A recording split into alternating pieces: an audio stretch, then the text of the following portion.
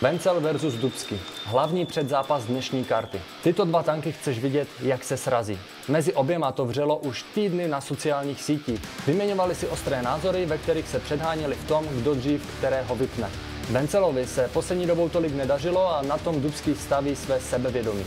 Dubského příběh je velmi zajímavý, protože se vrátil zpátky do fighterského života po tom, co měl vážnou autonehodu a lékaři mu nedávali mnoho šancí. Teď ale v ringu znovu září a Vencela bude chtít ukončit před limitem. Zápas je vypsaný pod pravidly Bare Knuckle ve spolupráci s organizací Králi ulice.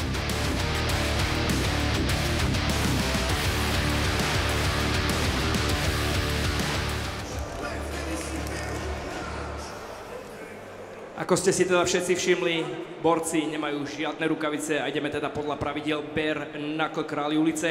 Zápas je vypísaný vo váhovej kategórii do 93 kg. Uvidíme 3 kola po 2 minúty. Poďme predstaviť oboch borcov. Začneme v modrom rohu, kde je pripravený reprezentant Gladiators Gym České Budějovice pod trénerom Michalom Novákom a Andrejom Froleskulom. Toto je jeho premiéra.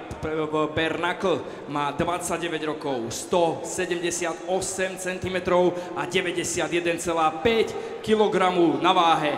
Dámy a páni, za Českú republiku a modrý roh Tomáš Bubák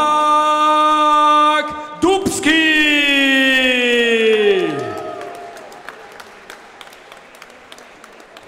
Na druhej strane už reprezentant z východného Slovenska, ktorý reprezentuje K1 tým Terasa Košice pod trénerom Tomášom Melišom. Aktuálna bilancia 1 prehra Bare Knuckle. Prvý na majstrovstvách Slovenskej republiky v K1 roku 2019 a druhé miesto na majstrovstvách Slovenskej republiky v boxe v roku 2009. 33 rokov, 173 cm a 89,5 kg na váhe. Dámy a páni, za východné Slovensko červený roh Jan Vencel!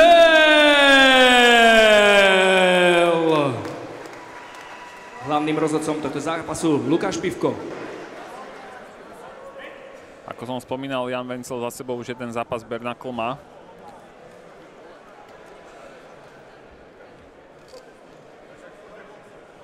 Dnes absolvuje svoj druhý. Jedno kolo trvá presne 2 minúty, takže bojovníci asi do toho pôjdu od prvých sekúnd. Poďme na to. Ak Bare Knuckle vo Way of Warrior a Janko Vencel tam naskočil. Aj napriek tomu, že mu Tomáš Meliš kričí, neskač do toho, zabav sa. Možno rozumel, skač do toho, nezabav sa. Je to možné, že to rozumel.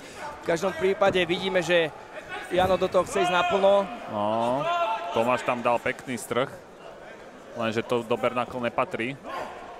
Janči sa cíti nabudený, je to nečudujem sa. Divočák. Rozhodca si užije srandu. Wow, a potrapal tam. Toto už bolo zbytočné. Tak toto by mohol byť aj bod dole. Toto by mohol byť aj bod dole. Za toto naozaj veľmi nešportové gesto, pretože to je úplne mimo pravidiel. Ale ten, kto si to nezažije, nevie, že proste aký adrenalín má v sebe, že to je, nevníma nič, len to, že ísť a zničiť toho supera. Ale to sa môže obratiť aj ako jeho nevýhoda, samozrejme. Ale takedowny sú tu úplne zakázané, teraz dokonca tam prišlo k hlavičke. Teraz tam prišlo k hlavičke od Jana Vencela na zemi. OK, to asi rozhodca zvládne.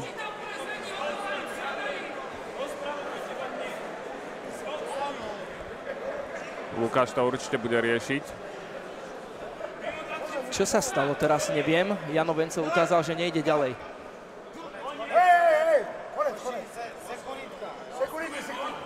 Tak teraz neviem, čo sa stalo úplne presne. Asi kvôli tomu, aby to Nie, Jano ukazoval Vencel, že on nejde ďalej. Takže teraz naozaj neviem.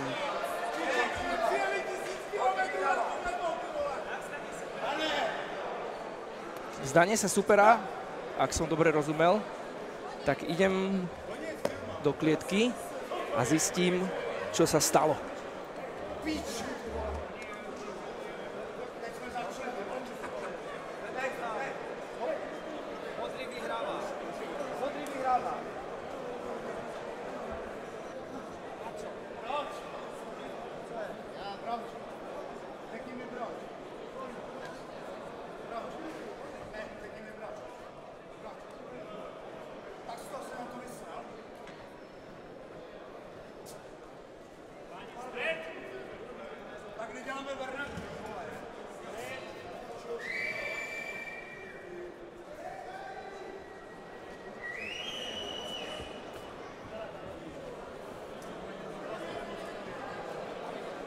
Takže priatelia, my tu máme naozaj veľmi zaujímavý výsledok, ktorý nám rozhodol 11. zápas dnešnej karty podľa pravidel Bare Knuckle. No a víťazom kvôli vzdaniu sa supera je Tomáš Bubák Dubský.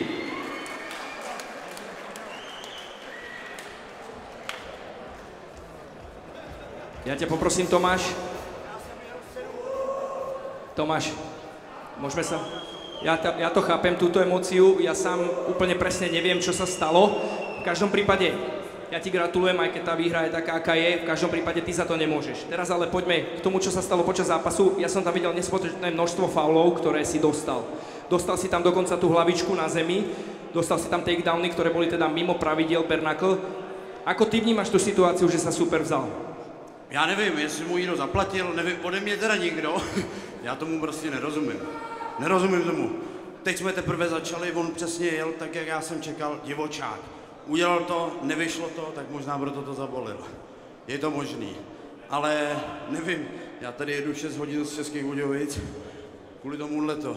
Tohle by se nemělo stávat a tenhle kluk už by šanci neměl dostat, protože tohle to se nedělá.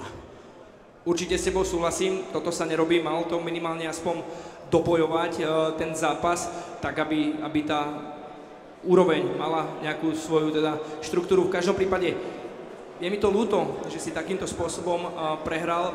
Je tam nejaká možno výzva, ktorá by ťa naplnila po tomto zápase v rámci Bare Knuckle, čo by si chcel? Ty si vyhral. Já jsem rozuměl. Ne, pardon. Jo, tak Král ulic, Valhalla, je to hrozně moc a já bych chtěl jenom, můžu? Já už jsem zmínil, jsem po těžké autonehodě před 8 lety, kdy mi vlastně doktory řekli, že už v životě nebudu chodit. Trvalo fakt hrozně dlouhou dobu, než jsem se dostal z vozíku a než jsem nějak začal fungovat, hlavně hlavou samozřejmě. Já bych chtěl vzkázat všem, co se stane něco podobného. Jsou věci, které se vrátit nedají, ale dá se s určitýma omezeníma fungovat a je to jenom tady.